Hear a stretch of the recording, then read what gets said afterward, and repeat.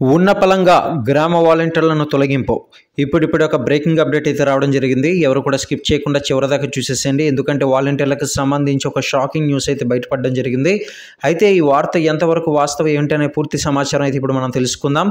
ప్రస్తుతానికి గ్రామ వాలంటీర్లను వ్యవస్థను పూర్తిగా తొలగిస్తున్నారా లేదా అనే పూర్తి సమాచారం కూడా ఇప్పుడు ఈ వీడియోలో ఎక్స్ప్లెయిన్ అయితే చేయడం జరుగుతుంది. ఎవరు కూడా వీడియోని స్కిప్ చేయకుండా లాస్ట్ వరకు చూసేసేయండి మరియు లైక్ చేయండి.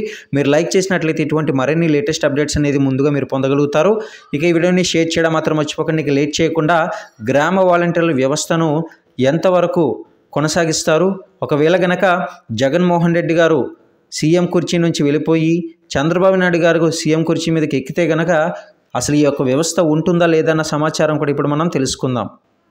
అయితే ఈ వీడియోలో రెండు ముఖ్యమైన వివరాలు అయితే రావడం జరిగింది. రెండు కూడా వాలంటీర్లకు సంబంధించిందే. అయితే వాలంటీర్లకు కీలక ఆదేశాలు జారీ. వాలంటీర్లను ఎన్నికల విధుల్లో వినియోగించరాదని సచివాలయాల శాఖ డైరెక్టర్ శివప్రసాద్ అధికారులను అయితే ఆదేశించారు. ఈ మేరకు అన్ని జిల్లాల కలెక్టర్లకు ఆయన స్పష్టం చేశారు. ఎన్నికల ప్రక్రియకు వాలంటీర్లను దూరం ఉంచాలని సూచించారు.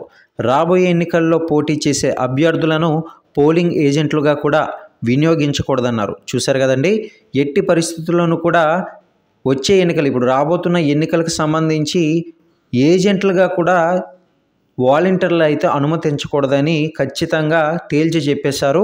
ఒకవేళ గనక ఈ ఆదేశాలు ఉల్లంఘిస్తే కనుక ఎటువంటి చర్యలు తీసుకుంటారో ఆయనకే తెలియదు. ఆదేశాలు కనుక ఉల్లంఘించిన వారిపై చర్యలు తప్పవని ఆయన అయితే హెచ్చరించడం జరిగింది.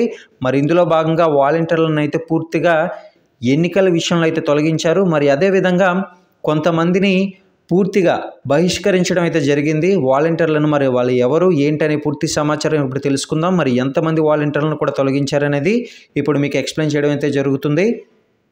అయితే మీరు ఇక్కడ చూడొచ్చు, చిత్తూరు జిల్లాలో 33 మంది వాలంటీర్లను అధికారులను అయితే తొలగించారు. చిత్తూరు కార్పొరేషన్లో 18 మంది, పలమనేరు మున్సిపాలిటీలో 12 మంది, అలాగే గుడిపాల మండలంలో 3 అధికారులు అయితే విధుల నుంచి బహిష్కరించడం జరిగింది. ఎందుకంటే ప్రభుత్వ యంత్రాంగం అప్పగించిన పనులను సక్రమంగా నిర్వర్తించలేదనే కారణంతోనే వాలంటీర్లను అయితే తొలగించినట్లు అధికారులు తెలిపారు. చూశారు కదండి, ఖచ్చితంగా ఎన్నికల వేళ వాలంటీర్లు సరైన రీతిలో పనిచేయకపోతే కనుక, అంటే ఎన్నికల తర్వాత కూడా టీడీపీ చెప్పినట్లుగా ఈ యొక్క వ్యవస్థ అనేది కొనసాగుతూనే ఉంది.